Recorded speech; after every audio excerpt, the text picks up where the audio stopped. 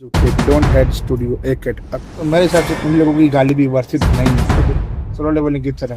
क्या high budget episode आएगा ये तो बस ये मार्केटिंग स्ट्रेटजी है जो सोलो लेवलिंग को भी बीट करता है स्टोर की मांग में। और तो आज हम लोग बात करने वाले हैं टिबेट के बारे में। मेरा मतलब the beginning after the end के एनीमे के बारे में बात। तो एनीमे के बारे में बात करें उससे पहले मैं उन लोगों को कुछ बताना चाहता हूँ जो थोड़े समय पहले ही एनीमे वर्ल्ड में आए हैं एनीमे देखने के लिए कम्युनिटी में।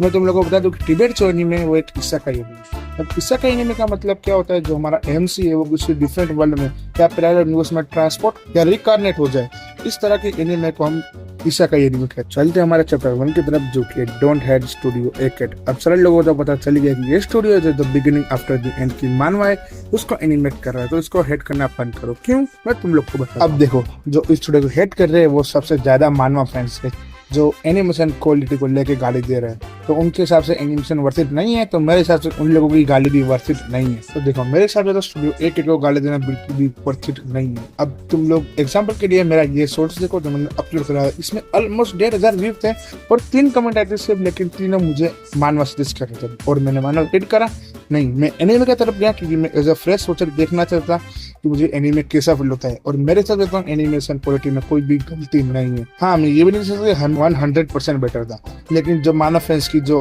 एक्सपेक्टेशन थी वो ज्यादा हाई थी। सोलो लेवलिंग की तरह या वन पीस के दौरान उन लोगों की एक्सपेक्टेशन हो गई थी, इसी वजह से उन लोगों को थोड़ा डिसअपॉइंटमेंट हुआ। तो भाई देखो, 24 एपिसोड आने वाले, तो एक ऐसा स्टूडियो जिसका तुमने नाम नहीं सुना, जिसका तुमने कभी आज तक एनीमे नहीं देखा, तो तुम एक्सपेक्टेशन कैसे लगा सकते हो कि भाई गिरने वाला है, एकदम हाई बजट एपिसोड गिरेगा। अब देखो, हाई बजट एपिसोड आएगा ये तुम लिख के ले लो, क्योंकि ये बस एक मार्केटिंग स्ट्रेटजी है। मार्केटिंग स्ट्रेटजी की है ये मैं तुम लोग को बताता हूँ। एग्जाम्पल के लिए तुम टॉय एनिमेशन ले लो। वन पीस 6 महीने की हियर्स के बाद रिटर्न आए।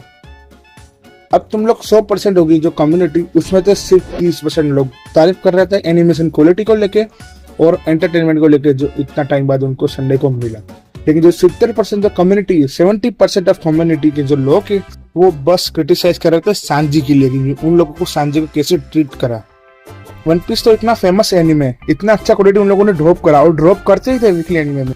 तो प्लीज 70% ऑफ द लोग एनिमे तुम उठा लो, यूट्यूब उठा लो, बस सांजी को क्रिटिसाइज कर रहे थे, मतलब विच स्टूडियो को क्रिटिसाइज कर रहे थे सांजी के लिए कि उन लोगों को सांजी को कैसे ट्रीट करा, मांगा बढ़िया है। तो बस ये मार्केटिंग स्ट्रेटजी है।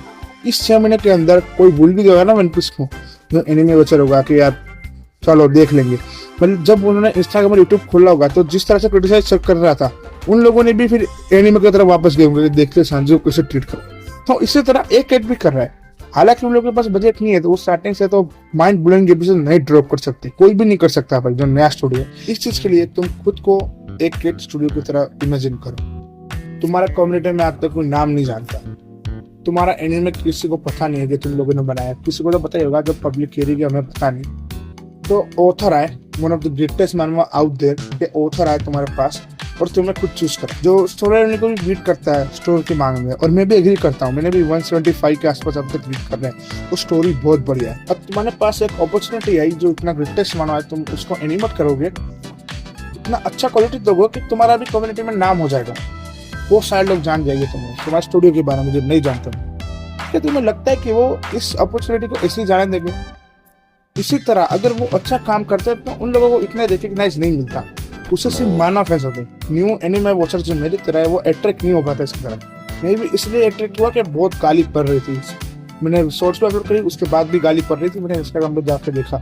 तो इसी तरह से जो न्यू वॉचर है वो जो है अट्रैक्ट हुआ, क्योंकि इसको सोलो लेवलिंग से कंपेयर करते लोग इसके आने से पहले। ये सोलो लेवलिंग से बढ़िया है स्टोरी वाइज, और तुम किसी भी आर्ट वाइज तो नहीं है। देखो, आर्ट वाइज थोड़ा थोड़ा बढ़ता जाएगा 150 चैप्टर के बाद, लेकिन आर्ट वाइज सोलो लेवलिंग के कंपटीशन में ये इतना स्टैंड नहीं करता अभी तक, जब तक मैं रीड कर रहा हूँ। लोगों ने पहले ही इतनी हाइप बना ली थी सोलो लेवलिंग से कंपेयर करके, सोलो लेवलिंग को बीट करने वाला। तो ये सोलो के पास तो एक अच्छा अपॉर्चुनिटी है कि अगर उनका एनिमेशन खराब भी निकलता है तो वो न्यू व्यूअर्स को अट्रैक्ट करेंगे खुद की तरफ। तो भाई सोलो लेवलिंग के साथ ये लोग कंपेरिजन कर रहे थे, चलो चल के देखते हैं कैसा एनिमे। तो बस एक मार्केटिंग स्ट्रेटजी है। जब अच्छा इवेंट आएगा फ्यूचर के अंदर, मानना कि जो एडेप्ट करने होगा उनको, उसमें एनिमेशन क्वालिटी आएगी और 100% आएगी, तुम लिख के ले लो। क्या सीजन 1 पे भी नहीं आई? तो देखो, सीजन 1 में भी इतना अच्छा कोई सीन नहीं है, तो माइंड ब्लोइंग फाइट सीन नहीं है। हाँ, एक दो है, लेकिन इतना इंपॉर्टेंट भी नहीं है। लेकिन जब सीजन 2 स्टार्ट होगा तुम देख लेना एनिमे क्वालिटी बनने वाली, या सीजन 1 से ही बनना स्टार्ट हो जाए।